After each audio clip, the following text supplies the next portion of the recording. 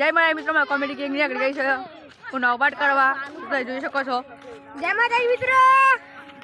jockey gang આઈશ comedy gang જો અમાર comedy gang પો વચ્ચેનો બર્થડે છે તો અમારી ફરમાઈશ છે એટલે અમે ગાઈ લઈએ લોહીનો નતો